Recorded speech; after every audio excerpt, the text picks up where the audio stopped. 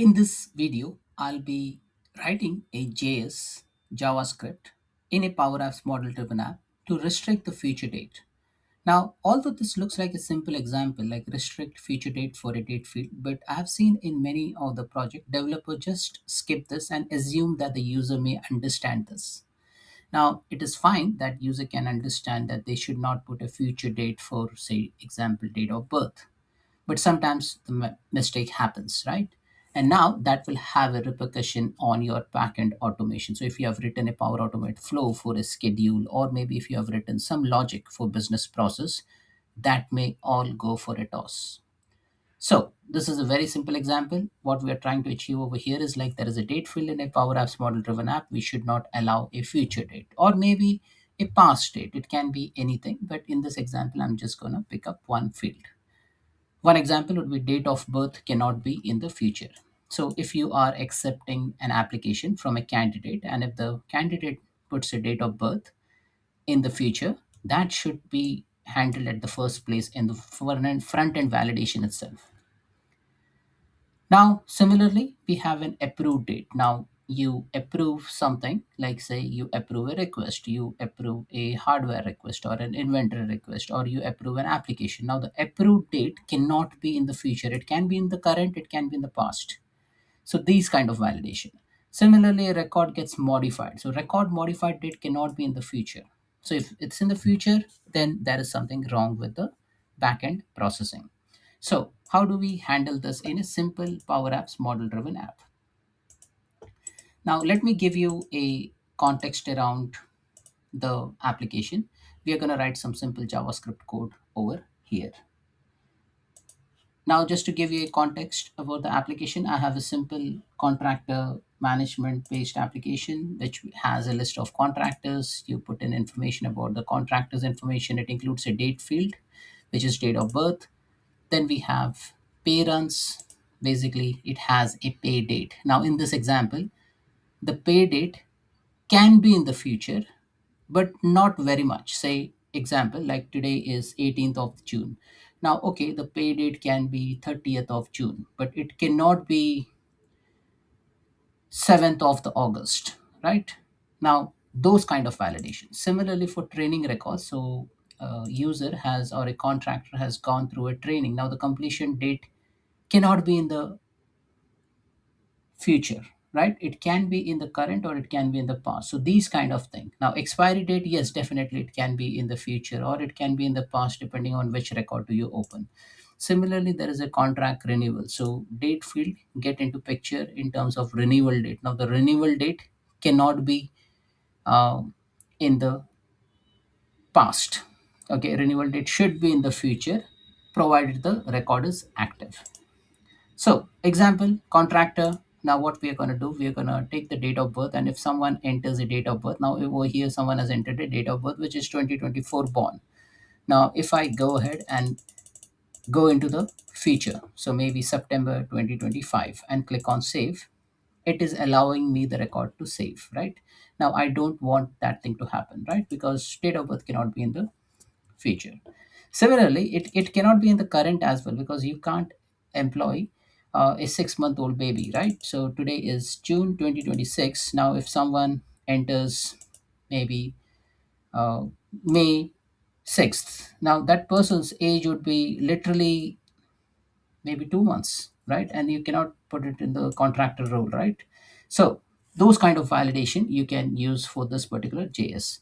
All right, so how to write a JS? Now, first setting up the infrastructure, I'm going to edit this model driven app over here, and I'm going to pick up the date of birth, and I'm going to write some events over here on change of the date of birth field.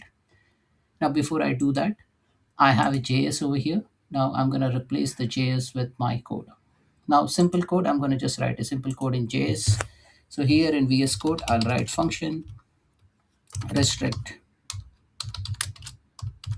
future dates. Now, again, this can be used for any function. You can make it as a generic function. I'm just making it for date of birth, but you can use it for any field as well. So stock standard code where form context equal to execution context dot get form context. And then we will pick up the field. Now in my case it is date of birth, so DOB or date of birth equal to form context dot get attribute, and the attribute name I'm gonna pick it later, dot get value. So I'm going to get the value of the date of birth. Now here you can put various validation. I'm just keeping it very simple. If date of birth is greater than the current date, so which is like a new object. Okay, so if current date, so new date in JavaScript will give you the current date.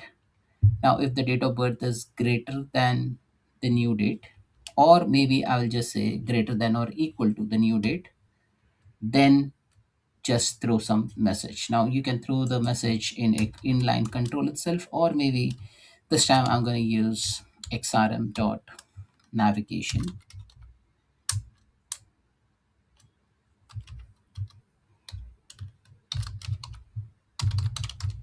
dot open alert dialog, and here I'll just put some message.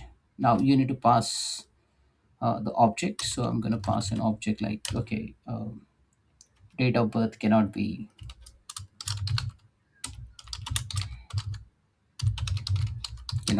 in the future, any those kind of text, right, which will give you an error message. If it is proper, then you need not even write an else block, but you can put a console.log and then save the value.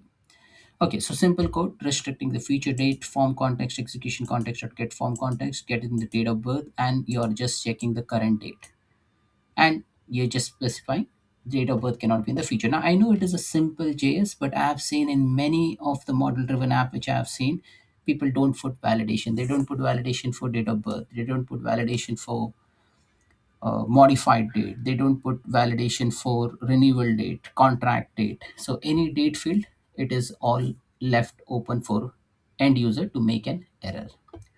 All right, once you're done with that, I just need to fetch the date of birth field. Now, date of birth field, I'm use the D365 tool over here, and I'm gonna extract the date of birth logical name. So that's it. All done. Copy the code, go into JS, paste the code, click on save. And once it is saved, just publish it. And we need to hook this to a model driven app. So here, date of birth. Now the function which we are going to use is restrict future date. I'm just going to copy this and select the field, go to events, event handler, select the JS, which is this JS, paste the function name, pass execution context as first parameter, and click on save and publish. Now you will see this JS is also published. And then you need to go into your model driven app and maybe do a couple of refresh so that the code gets propagated into the model driven app and you will be able to validate. So let's go ahead and put the date of birth. Now if I put a date of birth in the past and click on save, there's no issue. If I put date of birth in the future and save, there's no issue. So that's not future, that's the past. So today is 18th of the 6th. So maybe I'll just put 17th. Click on save. Yeah, it is allowing me to save. So that means our code is not working. Maybe it might have not been refreshed. So let me go ahead and refresh this again. So just do a control F5.